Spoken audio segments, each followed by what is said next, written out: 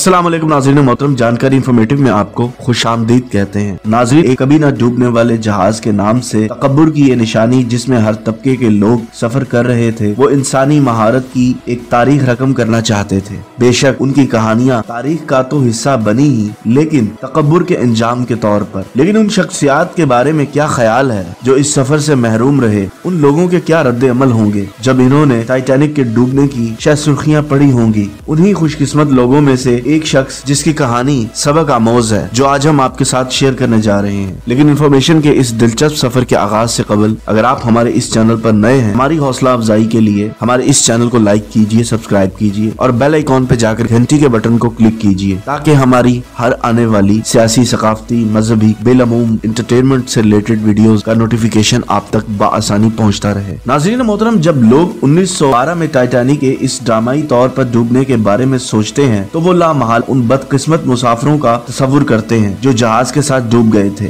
2240 मुसाफिरों और अमले पर मुश्तमिल जहाज, जिनमें से 1500 से ज्यादा तादाद में मुसाफिर लुक़्मे अजल बन गए थे। मरने वालों में कुछ मारूफ शख्सियात भी थी, लेकिन तबाहकुन आइसबर्ग ने किसी की परवाह नहीं की। नाज़रीन, टाइटैनिक के सफर के लिए टिकट बुक थी कि वो अपने 5 बच्चों और बीवी के साथ उन अमीरों के शिप पर सफर करे। इसने 7 टिकट बुक करवाए। इसने अपनी जिंदगी की तमाम जमा पूंजी टिकटों पर लगा दी। वो बहुत खुश था और बस 10 अप्रैल बुध के दिन का इंतजार कर रहा था जब वो इस आलीशान जहाज का हिस्सा बनने वाला था। लेकिन कुदरत को कुछ और ही मंजूर था। हुआ कुछ यूं कि सफर से ठीक 7 दिन पहले उसके पालतू कुत्ते ने उसके एक बेटे को काट लिया। बच्चा बहुत बीमार हो गया, यहाँ तक कि टाइटैनिक की रवानगी का दिन आ गया। टिकट भी रिफंडेबल नहीं थे। क्लार्क की बीवी ने उसको बहुत कहा कि वो बाकी के 4 बच्चों के साथ चला जाए, लेकिन क्लार्क का दिल किसी तरह से ना माना। वो अपने बीवी बच्चों को इन हालात में छोड़कर नहीं जाना चाहता था। इसने टाइटैनिक को रोती आंखों और भारी दिल के साथ अलविदा कहा, जो एक तरह से उसकी सारी जिंदगी की जमा पूंजी और ख्वाबों को अलविदा करना था। जहाज की रवानगी के 5 दिन बाद उसने अखबार उठाया तो पहली शय सुर्खी जहाज के बर्फानी तोदे से टकरा कर डूबने की थी। वो बहुत हैरान था। वो अपने आप को दुनिया का खुशकिस्मत तरीन इंसान समझ रहा था। जिस कुत्ते को वो एक हफ्ते से कोस रहा था,